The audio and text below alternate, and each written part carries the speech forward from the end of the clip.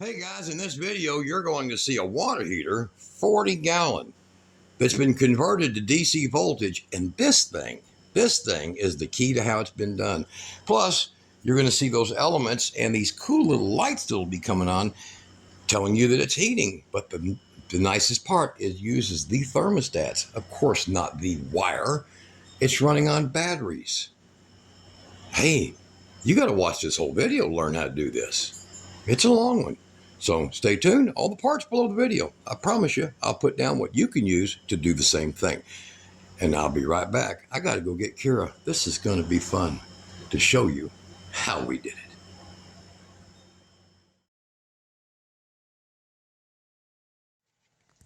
Hey everybody, we are in the shop and we have got our water heater. No, we did not forget.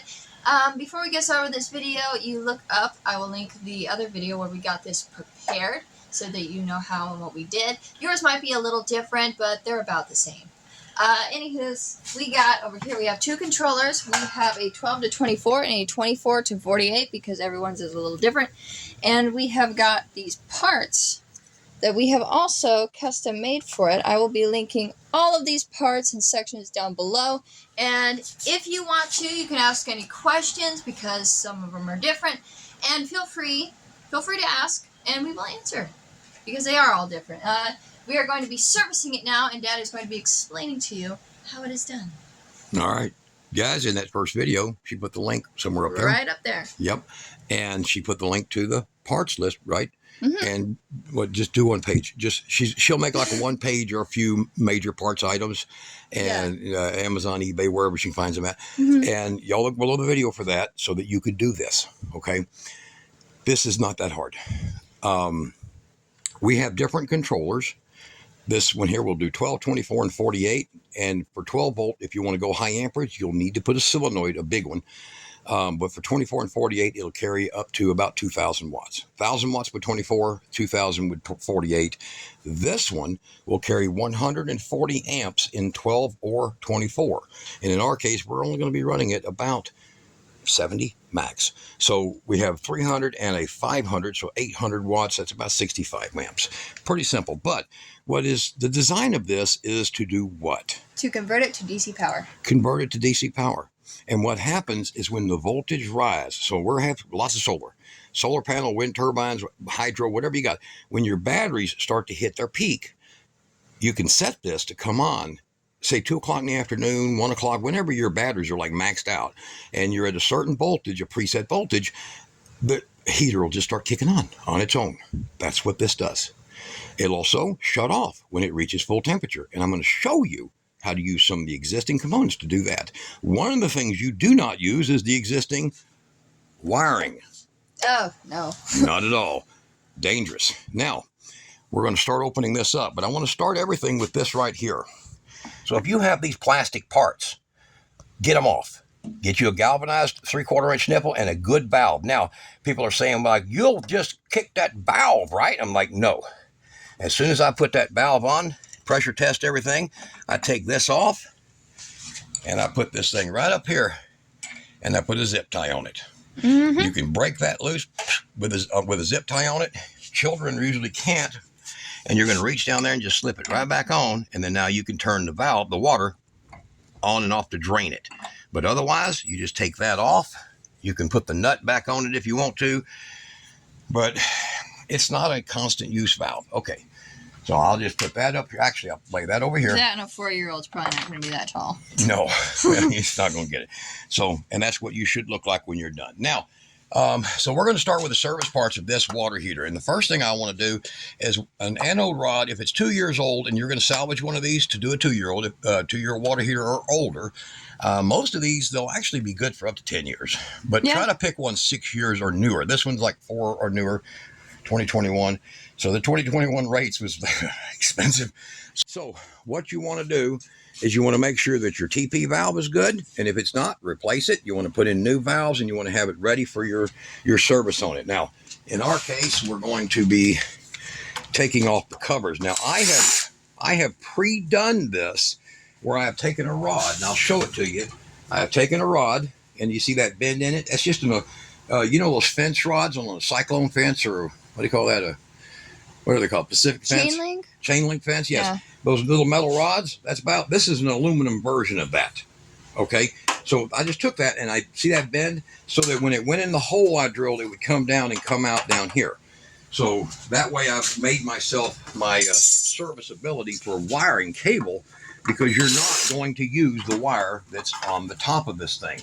It's 10 gauge. It's not going to handle the amperage. DC requires higher amperage. Now, if you're going to put in a 400, 800 watt 48 volt, you could probably use this wire. Okay, I don't recommend it. Now, because it's solid core wire. All right, so we're going to pull this insulation out, throw it over here out of the way, and then you have this cover that's called the Don't Shock Me cover, and it comes out, and there's your element. I get a nice close look. Yes.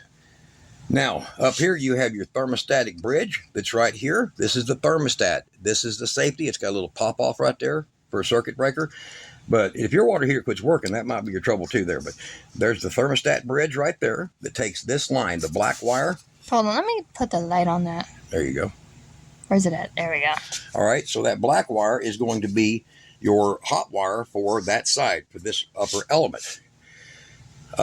Switched wire, okay? And then over here, your red wire is going to be the other side of that element. So this is 240 volt. Hot, just like that. No commons or nothing. Unless you got a 120 water heater, this is what's going to look like. All right, now we'll be using an 1.5 inch socket to remove these. And what we do first is take the screws loose, and the wires are just shoved in.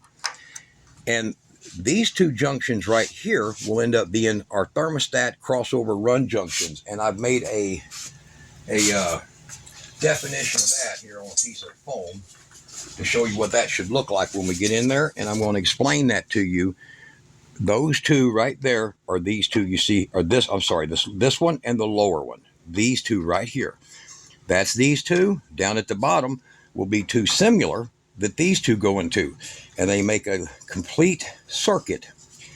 And when the temperature comes up, it breaks the circuit, whether it's this one or the lower, and it shuts off this power, okay, to this controller that you see right over here, this thing. So it'll shut the power off. So this is an adjustable VSR. So yeah, adjustable voltage sensitive relay. And it's adjustable so that you can set it for, like, if you're a 12 volt system, you can set it for 13.5. So say you got a huge charge, a 90% charge in your solar panels, you can now set that for, it comes on at 13.5 and will shut off at 12.9. So every time that your solar is coming in good, it's heating water. But it won't just sit there and run your batteries down. It'll only do it when you have excess power, which is most people most of the time. Yeah, okay. That's why we have like two of them on our wall. Right. So yeah, come over here. So what happens here is we dump excess solar through these two. Now these two here connect our lithium and our lead acid all the time, 24/7. All right, and we're using them as a safety disconnect. See the switches up here? But these two right here, they do all of our booster or save batteries, our backup batteries, which is this big rack right down here. Yeah. Okay, so what they do is they allow them batteries to dump power back into the main system during the nighttime. So, all right, that right there is those models, and it's adjustable, 24 volt and 12 volt. Up here, you have a 12, 24, and 48, but if you're going to use it for a water heater, you're going to see how this is hooked up, and we're going to show you that here in a second. So I just want to get to what we're working with. All right, let's get this water heater opened up. Let me get around you. All right, down here at the bottom. Down here in the bottom, you have the same thing in the top, except you do not have a bridge for where the different 240 volt or the 240 volt splits off. So you just have this part right here. I get that. The Don't Shock Me. Get the Shock Me cover off. Now I'm not even worried about putting that back when we go DC anyhow. So down here is the thermostat. If you look right here, look underneath. You see down there, there's your adjustment for your water temperature. And both of these have the same thing. They have a setting. Do not set them different. Set them at the same. And what will happen is we're going to come down, and here is the bottom. There's the bottom. You get that? Two wires, just 16 gauge. It's going to come down, and it's going to go through that and come back up, go through the one that's up here, them two right there, and then come out, and it's going to connect to the negative wire, the trip wire, to that controller. You got it? Yep. Okay. Now, for the 48-volt models, you'll just have to set you a trip switch that is similar to that, and it shows it in their manual how you can set an ignition, auto ignition trip switch with your negative power. Same way. You're just going to interrupt the negative that's on that unit. Okay. And we're going to show you this wired. All right. So the same thing down here is we have these wires. Now, we're not going to run this on them wires, because look at where they're at. They run those wires inside of a tiny little plastic sleeve that's not much bigger than the wire. They run those wires up there in that. And the problem with that is that that's DC wiring, and DC wiring could possibly melt the sheathing on solid copper a lot easier than it would on stranded. And these are solid copper, so we don't want to use that. We're going to avoid that now. So I'm taking them screws out. That was just the feed that came down from it, and I'll put them back in so I just have them accessible. And that's the wire going up top, that one there, going up there to the circuit breaker section. Okay, so now that all that's feasible, we have that one open, and I took the screws out so that they don't block us from doing our job. Oh, sorry, okay, guys. Okay, I got it. Up here with this one, I'm going to pull the screws completely out. No need to have them. And then we have this wire here. That's just a jumper down to this. And we have this wire here, just a jumper down to this. And we'll get all of that out of there. Up here, we're going to go to a Torx. We have a Torx because this is a number 20, I think it's 20 Torx, 25. It's a number 25 Torx. And we're going to remove that jumper plate and save the screw. You're going to want that one. Okay, it is slightly different. You can put the other ones in, I guess. But this jumper plate now takes it from the circuit breaker into the main electrical service of this water heater. Well, we don't need that now. We don't even need any of this part up here. So we're just going to either leave the rest of this just like it sits, or if you're crafty, you can get it out of there. See it right there? But they do have a back plate that continually connects. See this down here? See that back plate? It continually connects the upper half. And trust me, it ain't worth taking it apart to mess with it.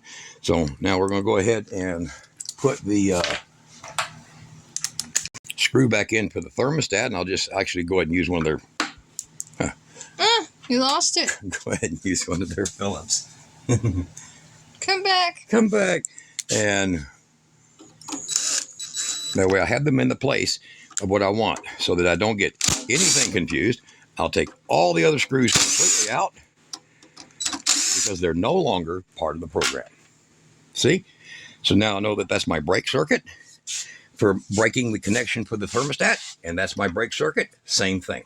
All right. So now what I've done is I took that aluminum version of a fence rail. That's when you have your chain link fence and it pulls it tight. Okay, so kind of the same thing. And you'll see how I made the bend, a little notch and a bend, nice long bend. So I'm able to run it inside here like this, and it comes down. And I had to work it because it's got foam in this. Had to work it to come down here, big enough to put two 6-gauge wires. Now, if you're 48 volt, you can get away with some 10 gauge or 8 gauge. If you're 24 volt, you want 8 gauge for sure, or 10 gauge. Depending on your wattage, look at your wire ratings and always do it, stay about 15% under that. Because remember, the water heater will warm up the wire and it'll change some of its electrical characteristics. All right, now up top, we have the cover and service plate. I have put in a grommet because I'm going to be using bigger wire. Let's go ahead and get these out of here. Let me get all these dead screws out of here. These are dead screws, but they go in the permanent collection now. Okay. All right. Get this out of here. Okay. Now, over here, we're going to take these screws out. Don't lose these. These are part of what you're going to be putting back. So I have a truss screw. Apparently the electrician installed that one. These are apparently because he probably lost the one that GE put with it, because they should all look three the same. See? All right, so we're going to take those out and put them aside. We're going to pull the cover plate off of there. We're going to now pull the electrical service plate off of there. No ground. You don't even need to worry about that. You can just take that screw completely out, because it just interfere, rub against your wiring or something. Get it completely out. Nice like that. Now, what you want to do, come over here, is you want to get you a kit. And I'm going to put below the video a link to a kit. You just need an affordable kit, guys. You don't need to don't go spend an ass load of money, buy some big name brand. I'll put a kit down there that is, this thing is probably 4 years old, been through hell, to enlarge holes for putting these in. And I'll put a grommet kit. You want to make sure that you shield DC wire away from anything like this. Now, up here, this only works on electric water heaters. I mean, it's a dream to do it to a gas one, but it's not going to work, okay? No. All right, so we're going to straighten the wires out nice so that we can lift this up. This part here will require a little bit of finesse, because it's pressed in, but it's only held in by these 3 screws, but it's still pressed in, okay?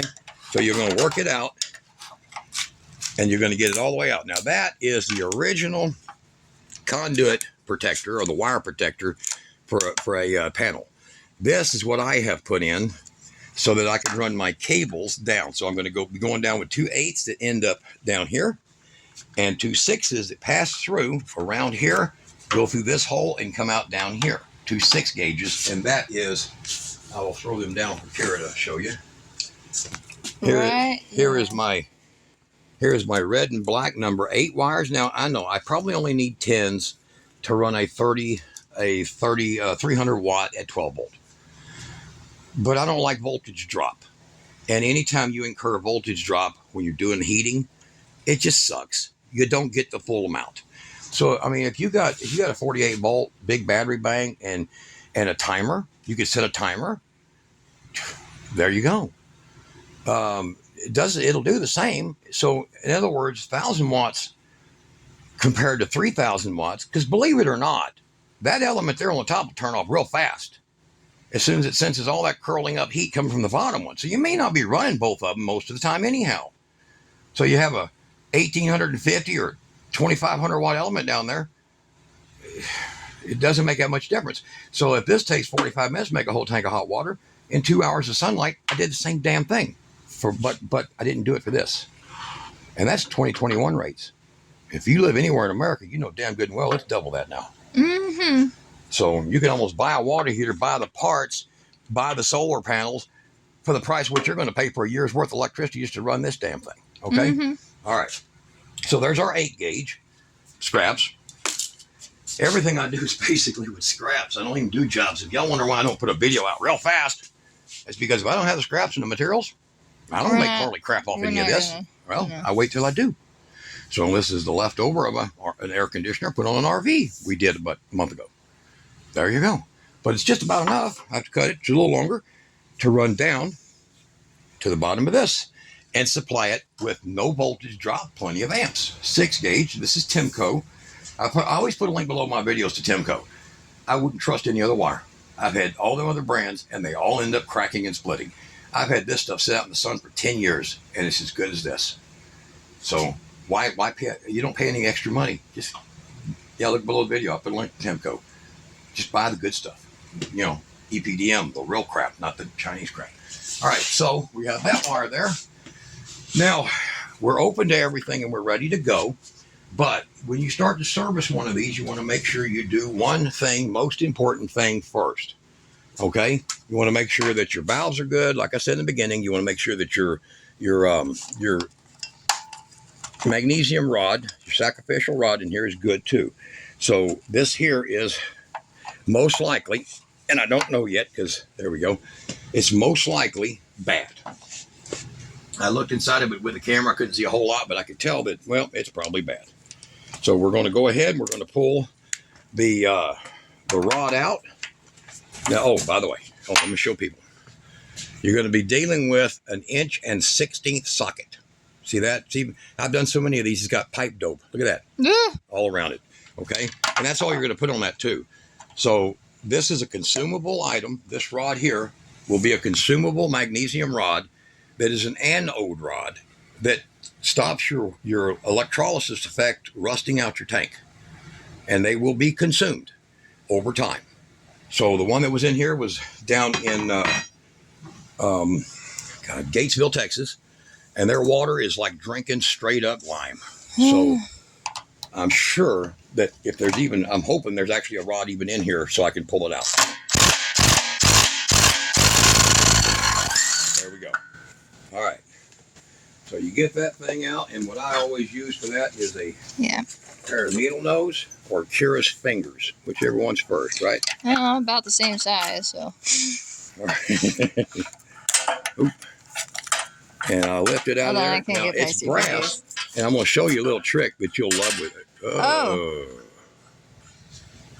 Oh my goodness. Oh hell, that is gone. That is so gone.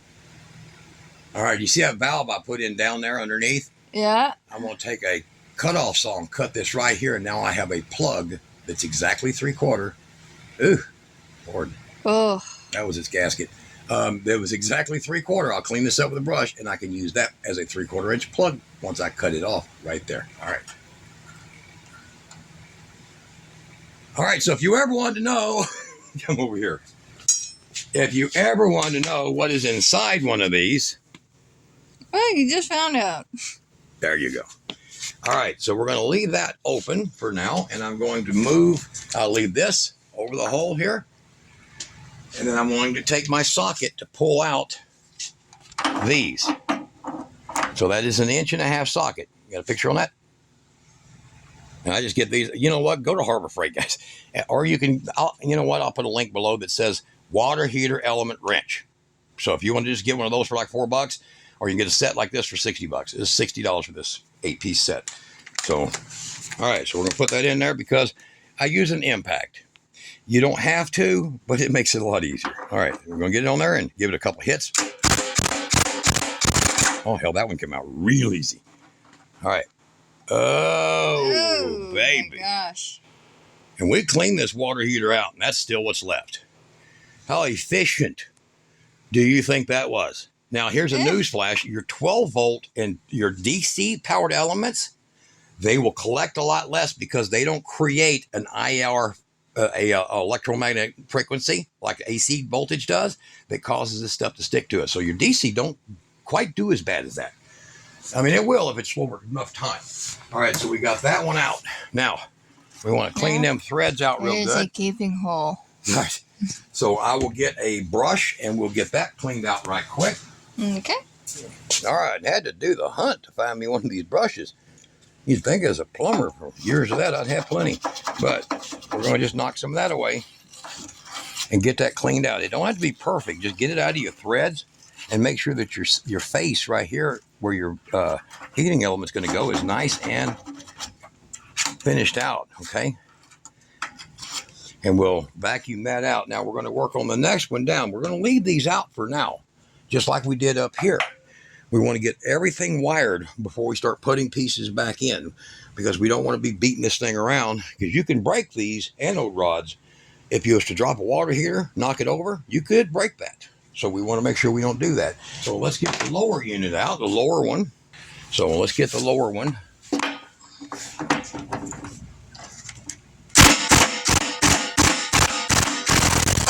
There we go. Probably end up having to do the same. Oh, man. Oh, that one's so much worse. Oh, look at that baby. Hey, like that. Oh, my gosh. And that, like I said, is after a cleaning where we removed over 3.5 gallons of gunk out of the bottom of this thing. But it wouldn't have lasted much longer at this rate, would it? All right. Oh, my gosh. So there's your two of them, for examples. Upper and lower. Yeah. The lower one looked like it done got bit by a dog. So I don't care if you got 3,000, 3,500 watts going into it, guys. If it ain't heating because of that, that $500 a year light bill just tripled. Okay. All right. Now, get it all cleaned out.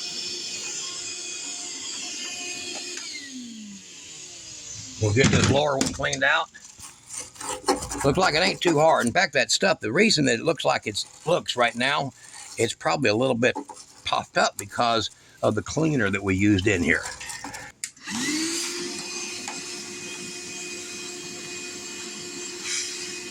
All right, that's looking pretty good. We want to clean the face of that really well, guys. That's where your gasket lands. All right, so there we go. We out. Now, back up here. So now we've got all of our pieces, and we'll get them off of the tank.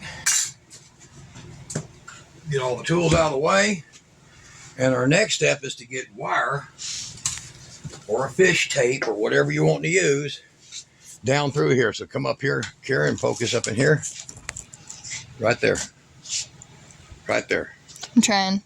I guys got poked by a wire. All right, so you'll see there's a hole there. I put a little tape on that so it didn't catch.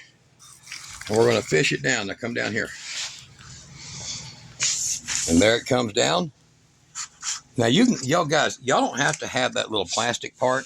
Y'all can actually break those out or snip those out if you want to. This little part right here, the rest is epoxied in there. And this is what they use to hold it in, okay? So when it does that, now we're going to shoot past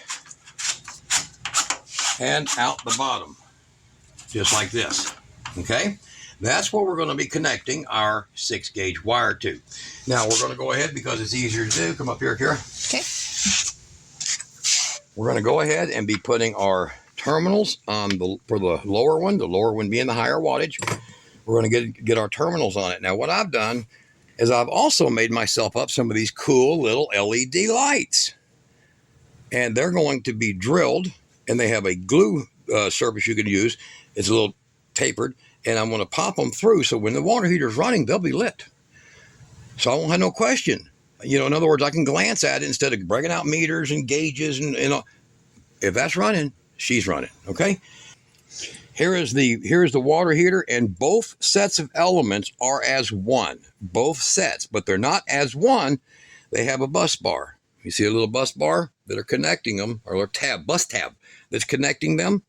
So I have put a set of nuts on there for this to be able to put these on for the positive and negative. And then up here will be a positive and negative that will be these right here. So be sure when you get these, you get the 3/16 or the 6x10s. Actually 6x8s will work too. You can use 6x8, so it's a 6-gauge by 8, number 8 screw that goes on here. Number 8, is it 8? Yeah. Yeah. Number 8, but I just buy them by the bulk in the 10s because it gives me a little slack. All right. It still works. All right. So we're going to get that right quick. I'm going to make those up, and we'll be right back, and I'll show you how we pull the cable all the way up. We're going to be hooking it to here and pulling that cable up. And when we get to this point, we'll add the cables that go to the 8-gauge, and then we'll pull them up. Up here, we'll cut off our excess, and then what's going to be up here is these items. So let me show them right quick. So come over here. Sorry. What goes up here is these items. And get this all out of the way. So you have a negative here. And, oh, by the way, guys, this is enamel steel. It's enamel steel. So you're going to go get you a 16th-inch drill bit, and you're going to be using screws that are 1/8 number 8s. So you're going to be using those, and you're going to take and pre-drill. Now, I want to show you how far is that tank away, because it's so dangerous. Watch. There's a good layer of foam in between it and the drill bit. 2 full inches away. So you want to make sure that you're going to control your drill or chuck this as deep as you can in your drill, and then you will pre-drill your hole. So there's the negative there. Here is a positive here, because we have to come. Look at this big, huge Kira hair. So there's the positive there. So we have to come out of the back of this. So it says right here, this right here, start battery, positive. That's from my solar. This in here, second battery, positive. That is going to feed this, just like if it's going to charge a battery in your motorhome. Instead, it's going to feed power to this. So we have second battery goes to here. My connectors go from here down. All right. So we have this one here. This is incoming power. So my incoming power is where my power comes in, 4-gauge, because I'm 12 volt. 4 gauge, 6 gauge if you're 24 volt, and probably 8 gauge is fine if you're 48. So it'll come in, and it's where the start battery. So start battery power right here goes to here. This goes to my 4 gauge from my supply. If I'm more than 20 feet away, I want to run 2 gauge because you want no drop, no voltage drop, because that messes with this. It's sensitive. Or it messes with that one. Or anything you're going to use, it messes with it. DC voltage drop, so you make sure you use heavy enough cable. And then this thing here, I made this special 18 gauge metal, nice and stout. And it goes here, this little plate, because the plates that come with these have got all these weird notches, and it don't keep crap out of them. So I made this as a gasket that will go on, so it will sit like this and be screwed on. And once it's on there, I'll be able to, after the screws here, I'll be able to give it a slight bend back so it'll be tapered up like that, just a hair. Okay? And that's what it's going to look like. And these here, you can put boots over them, or you can just tape them all the way around or whatever. Normally, they're just fine. Don't stack nothing on a water heater, no matter what it is. Doesn't matter. Never stack nothing on there. All right, so that will control. The negative only hooks up to this wire. So this wire will run through the back like that. And we're going to interrupt the wire with this wire over here. This is that wire I was showing you on the phone. This is the 16 gauge. It will travel from down here at the bottom along with the 6 gauge, get pulled all the way back up. It'll go here and here, all the way back up. And then we're going to cut this wire, and we're going to put one side to this and one side to the other side, and then connect it to the negative. It's your brake circuit. When your water heater's at temperature, it'll kill power to it. Now come over here and I'll show you how that works. Come over here. And you'll see my voltage up there is now dropping below 13.2. So these two are starting to turn off because they're a preset. They're preset. That's why you don't want to use them. Well, you can, but they're preferable not. All right. So look at this one right over here. And you'll see it's still on because it has a lower. So it disconnects at 12.5. And it reconnects at about 12.8. All right. Or 12.9 or something like that. So I'm going to show you. This is the negative switch that goes to it. There, it's just from negative ground, from ground wire right here, off the negative. Same thing as you're going to have off of this one right here. But when the thermostat reaches temperature, it disconnects. And it'll disconnect just like this right here. So watch that. Can you get them both in the picture? Kind of. See that over there, that thumb? Yep. Now watch that one. Off it goes, no more power. When the thermostat cools down to about 99, 105, whatever your setting is, it'll then do this and back on. There's a 10-second delay, and you can hear it click. Here in just a second, it'll click. Oh, this one ain't actually very loud. Oh, there it went. It clicked. All right, so that's what we're doing. That's what we're doing now with this wire.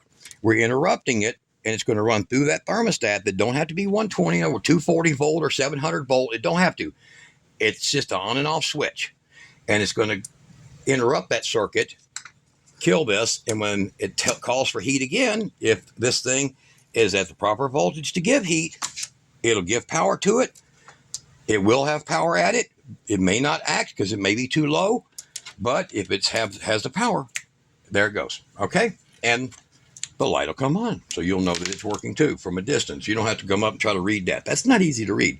I'll show you, and I will be showing you how to set this. Okay. I put the best one below the video for a reason. The amperes are the better ones, and I'll put that one down there. Okay. Now, our goal is to have that wire and the 6 gauge wire up through here with the terminals on them for the bottom. And as soon as I come back, I'll show you that. And you already know, I'm sure people know how to fish things through. That's what you do. Oh, and by the way, you will use a bit like this, as tight as you can get, as tight as possible, to come right here to this very edge. And you see what I did to open up that plastic, see, to open that up. And then I had to kind of work it to get that open, to make that go through there with that rod. So in just in case, like, how the hell did you get, same way going right here, see? And the same way going down in here. I just use these, kind of open it up. That way I could work something through there. And up top, I used a piece of 1/2-inch conduit and just kind of used it to cut the foam away and get in there that way. All right, so be right back with these made up and ready to pull and show you how they all connect together and come out. And then we'll start mounting all these pieces. And then we're going to take this thing out and we're going to add some water in it and hook it to the big, huge battery bank. All right, so stay tuned. All right, we have got the wires pulled through. We used a piece of Romex to do it because it's very strong. And we have not got the terminals installed right here yet. And we are going to be doing these terminals as well off camera so that we can install them up here. We're also going to be installing these as well. And because it's time consuming, we're going to be doing it off camera. So we will be right back. All right, guys. And look, everything's located about where it should be. Yep. Nice. All right, so we'll see you in just a second. Kira's got terminals to put on. Got terminals. And soldering. All right, I have got all the parts out and laid out right here. These are AC. You can use these, just for a suggestion, you can use these in the install that we're doing, but they are just not as efficient as these over here. These are DC. They will not deteriorate as fast as the AC ones have done. So I would strongly suggest replacing those, if you have them in there, with these. Of course, we will be linking them below the video. You can check them out, see what's best for you. While I was taking the parts out, Dad was working on this. And he is going to explain to you what's going on over here at the install of this. All right, guys. We have my little gasket, and we have the VSR. The VSR, and this is the adjustable. This is the one you want. Forget about the smart. Just look at adjustable. It's not smart. Don't have Bluetooth and stuff on it. You don't want that crap in your house. So the start battery is going to be the incoming power, and the coach battery or second battery is the outgoing power. Now, see how I've kind of worked them up like that, using the glue and the heat shrink tape or tube to help me mold them so that they'll go through this I've got up here. So we're going to go ahead and I'm going to put this over here. And the way that this is working out, I'm going to get this mounted in just like that through that grommet. And this plate is made just to go nice and snug. Oh, my wire didn't make it, my little black wire. There we go. It's to go nice and snug on here. I'm going to put the screws in. I think Kira disappeared my screwdriver. I'm sorry. Did I? I think you did. Oh, I was putting tools away. I'm sorry. I'm going to put the screw in here. Yeah, you're picking up trash, putting tools away, and we're still in the middle of a job. All right, so... What's clutter? It's clutter. So, these will work fine. It'll work fine with this. But I'll get these in, and now I've got basically the little unit mounted. Okay.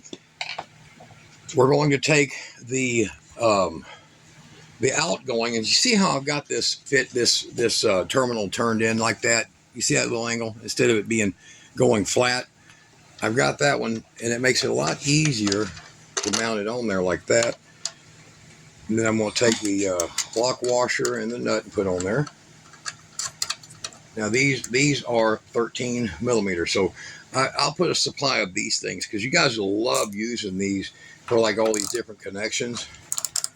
That way you can finish out stuff nice, and it'll look pretty good too.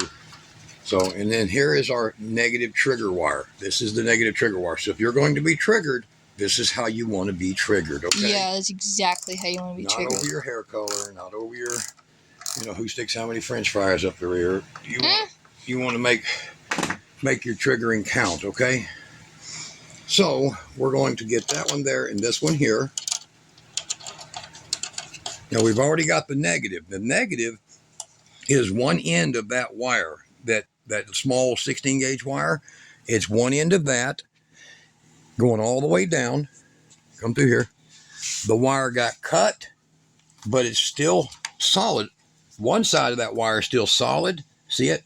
The other side of the wire was cut. In other words, I peeled the wires apart, and then I just cut it, put 2 terminals in, so the circuit goes through it and then continues down. Now, a lot of people are going to say, well, you don't need to put that on but one of them. The original water heater uses both of them, and I feel very comfortable with having basically 2 forms of safety, because what if one of them don't shut off? If the other one does, it still breaks the full circuit that goes down and comes all the way back up to here, back to this right here. Okay. Now, these terminals, this one and this one. Hold on, point at that again. This one and this one is where your power comes in at. And I have made myself a handy little test rig for that purpose. Look down here, Kara. Okay. So I've got me some 4 gauge. I should be using heavier, but I got me some 4 gauge jumper cables. And they're advertised as 2 gauge. But you know, I'm going to call them 4. All right, so let's get them over here, and I'm going to show you here how I'm going to just hook them up. Now, this is because we're going to drag this out there. This whole thing's on rollers. It's on rollers right now. So this will be my power coming in on the negative side.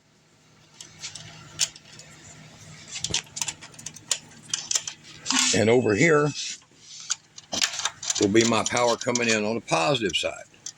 Now you can put you a breaker. You'll put you a 100 amp breaker on here. Mainly not for anything else other than the fact that as a switch. Okay. So you'll put you a 100 amp breaker on there, and that's what you got. So where are we at here? I'm going to run that one back like that so it's out of the way.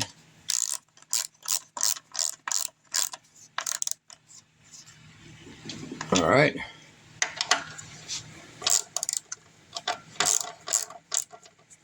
And now we can technically hook this thing up, except the part that's missing right here. So this one, with a nice long piece of shrink tube going over it. Notice I say shrink tube for you purists. I grew up in the 80s. This was referred to as shrink tape, 3M shrink tape back in the day. Yeah.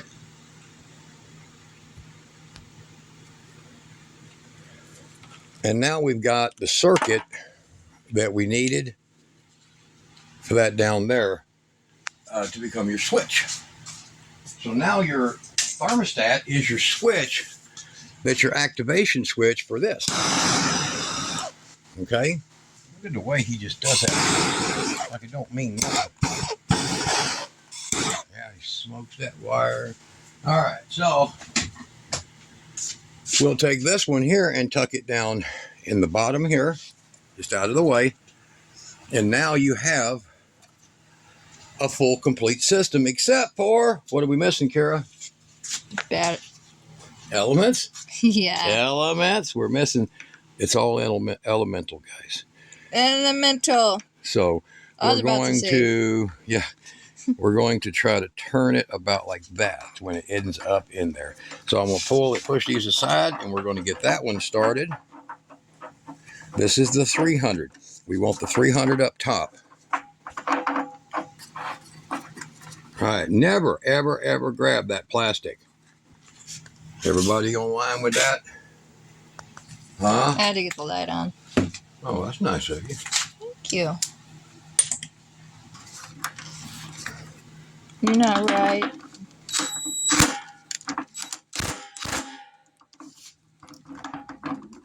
There we go. All right. That looks pretty good. All right, so let's get the lower one on. Now you'll see why I put that little piece of packaging foam. See that? We don't want to damage them. All right, so let's get down here on this one, and we're going to put that one in.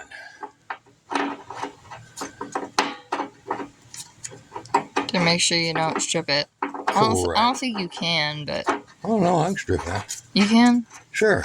If I put on my tarred hat, drink a couple of... Vodka. old Milwaukee's or something. You know, I drink the good stuff, you know. Oh, yeah. Milwaukee's. All right, and then I'm going to take this so I could feel that I'm putting in roughly about 30 foot-pounds max. 26 to 30, I don't know, somewhere in that range. Yeah, back on there again. There we go. Got it on there. Right there. Where'd that leave me? Not bad, huh? All right. Let's see here. We want these two terminals upright if possible.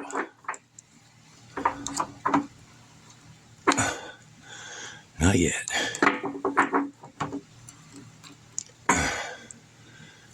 Or we can have them down right. All right, so actually that would be nicer. Terminal on it. Like so. And then you'll put another washer on it.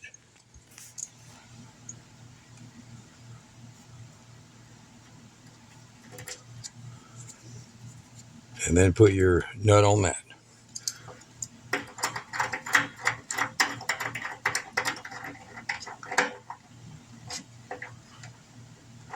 Okay, just like that. You're going to tighten that with not a crazy amount of force. It holds pretty well. It's pretty good conductive.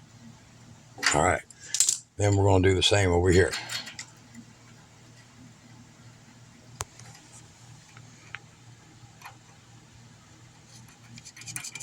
Now what I like to do after I've done this is put an adhesive, a non-electric adhesive, in the space in between so that these wires don't ever touch anything. All right, so there's my washer. Because they're quite close, you see that? So what I like to do is put something in between.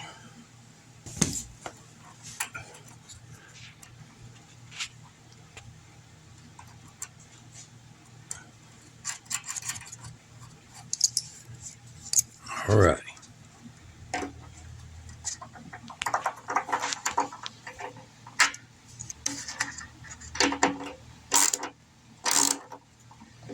All right.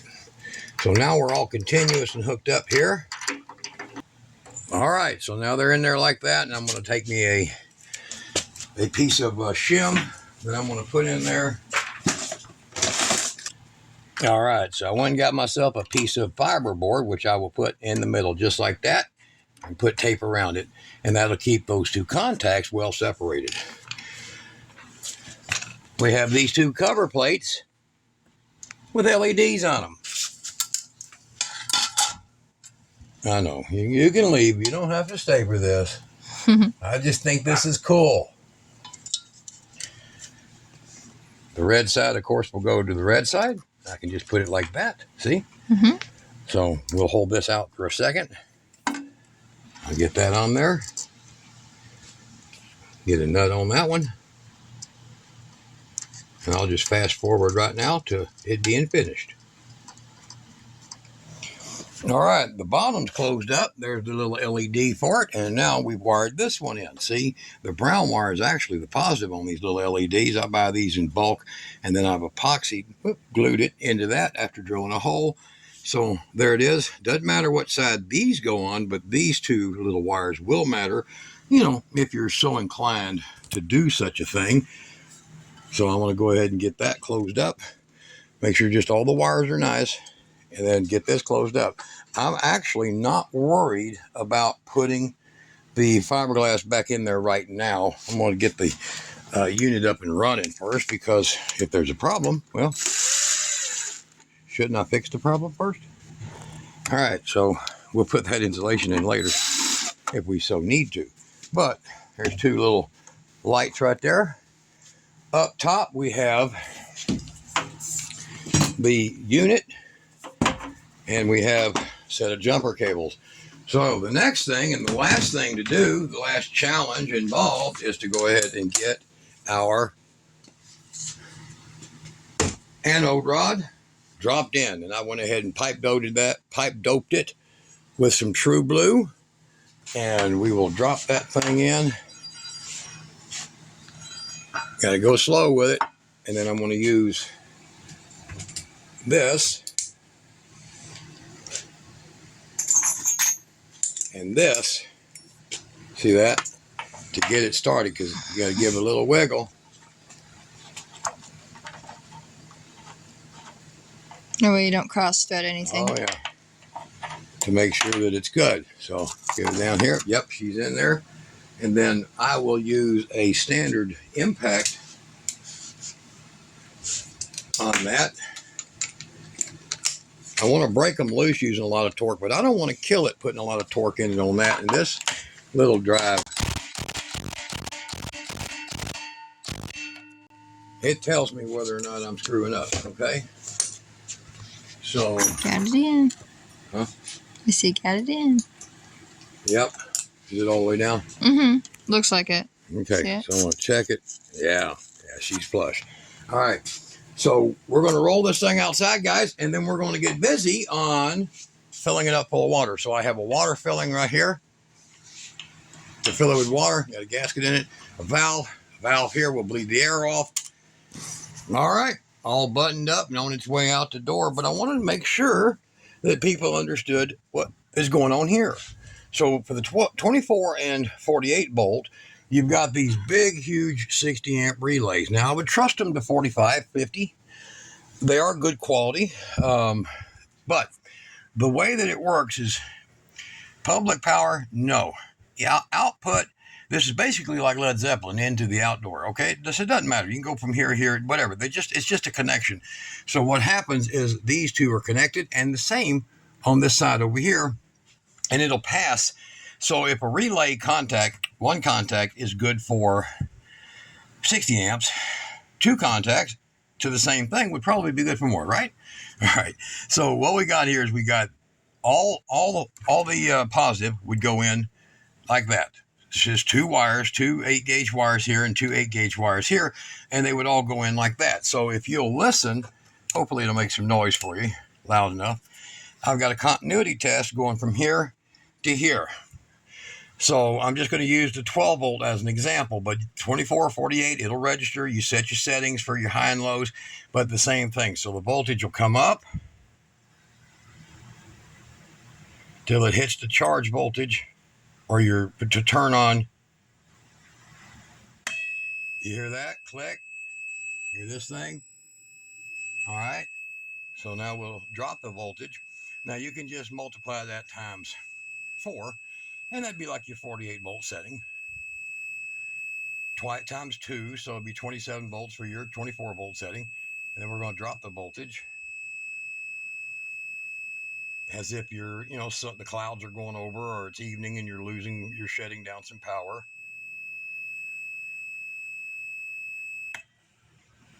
And it shuts off. So this setting on this one, I actually went too fast for it, but is 12.6 off with a 10-second delay. So if I would have went a lot slower, it would have shut off at 12.5. But this way you have the same effect. So 13.3 it's on, 12.6 it's off. All right. So just consider that for the 24 and 48 volt, you can run 1,000 watts of 24 volt through that, and you can run 2,000 watts of 48 volt through that. So, all right, let's get this thing out right now. Whew, what a job. All right, guys, we have gotten it hooked up to water, and we have got this over here and going into the bucket to get rid of all of the air. And right now, we're going to see if this works. We're going to hook it up to power. Oh, to power. Lots of power. Oh, lots. All the power. Lots of power. Lots of power.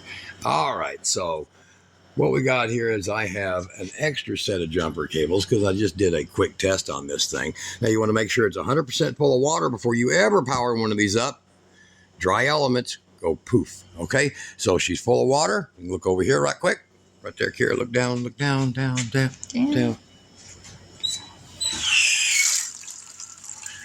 Coming out of the top of the water here, there. All righty. Now over here we've got the cable hooked up, and we have another cable hooked up because it's an amp monster, and we're going to connect the cables, and this will light up and power up, and then we're going to go through the motions of adjustment to show you how to set it up. So I'm going to start by going ahead and getting this one on, and it'll probably kick on. It's got a 10-second delay. There we go. And we're going to hook this one up over here because all this is connected together. You can see this in another video where I teach you about how you can put any size of these batteries, as long as they're the same voltage, together. Oh, hey, it kicked look. on. It kicked on. So right now, look down. Look down. Look down. There's lights. The little lights are on because that means the elements. I put those in. You saw that in the video. And right now, it's pulling down hard, 12.5. So look over here and you'll see what the actual voltage is. 13.51. And it's these cables, guys. These little wimpy cables. All right, come on out. Now, here's how it works. So she's heating right now. In fact, here, let me go over here and I'm going to be able to gang these two cables together. I'm going to put it on 600 because this is going to be a lot of amps.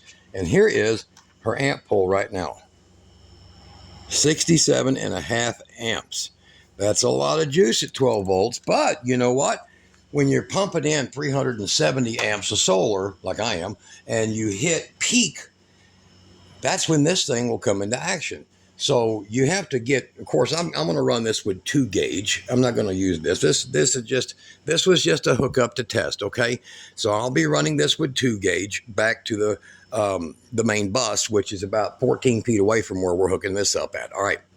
And this is a 16-foot copper-clad aluminum crap. So, all right. So we're going to go into settings, and I'm going to hold this down. And it's going to go to auto or manual, where you can just hit an up and down button, and it will be manual. Hold on, I can't see it. Okay. Don't get too close, Kara. All right, how about that? All right, so I'm going to go down to set voltage, and I'll hit the settings button once. And right now it's on at 12.8 and off at 12.5. So if we want it to come on, here I hit it once, and then I'm going to go up to, let's say, 13.4. That should be pretty good saturation of my lithium ions and my lead acid, honestly. And that way it can kick on. So let's go just a hair above that, and that's when power will kick onto this. And we like that. We're going to hit settings. Then we're going to drop down one more time. Off. So we want that voltage to shut off at roughly about 12.7 or 12.8. Okay. So we'll go ahead and set that one. Hit the settings once so we can set it, and it'll shut off here too. So, because it's pulling the voltage down. All right, so 12.7, it'll shut off, and then we're going to hit escape. Now, we're going to go to set delay. So that means if you got like a surge from a inverter or something like that, it won't make this thing click on and off a bunch of times. So we're going to hit set delay. On delay, we're going to go with, let's see here. Let's give it, you know what, air conditioner kicks on. That could be a pretty good draw for a second. We're going to set that for 15. Off delay, well, we want that one to run probably when it gets past its voltage. So just in case that's a short-term thing, we want that to go ahead and set. So we'll set that for a good 15 seconds too. Okay? Boom. And then we're going to hit escape. And when we do, right here, it'll now imply all of that data. And this thing here will probably just shut off, which, look down here, it has. How you like that? So we can go back in here again. I'll hold the button down. And now when you set this thing for manual, there will be no changing your mind other than the up or down button for power, okay? So I'm going to set that for manual. I'm going to hit escape, and I'm going to hit that. Now, I'm going to go back down here again, and I'm going to hit escape. Now I can hit it for manual. Click. Did you hear it? Yep, right down there. They're coming on. So I'm going to go take a shower, and I'm going to heat me up some water, and I'm going to pull some ampies. That's because there's a sunstorm going on, and she's pulling 67 amps. So that's the equivalent of about, what, 800, 900, 1,000 watts. 1,000 watts is so 950 watts of solar panels. So if you want to get 1,000 watt solar panels, well, hell, you could just run it like this. And what it'll do is you'll have to set your voltage all the way up to 16 volts, whatever your load is going to be on your solar panels, and as low as 10 volts. you have to make it a bigger span, because remember, the panels themselves are not storing energy, they're making it. All right, so there you go there. Now, to turn it off a manual, okay, Grandma Kira has gotten out of the bathtub and she's done. We're going to hit that button and off it goes. Power off. All right, guys, you seen it? It's not complicated. See, power off. Heavier cables wouldn't have gave me that voltage drop I mentioned numerous times. Why we wired it like that. But aluminum, this is like, I don't know, 8 gauge inside of this. So I barely got enough power to even run it for this. I will be putting 2 gauge on it. We will be hooking up to the huge bus, and it will be a closer tolerance and make lots of nice, practically free hot water. Yeah. All right. If you want to support our cause, you can go down to the Buy Me a Coffee. That would be very helpful. Like and subscribe, and y'all be good. And y'all, yourself. Hug the water heater. Hug the water heater. It's warm.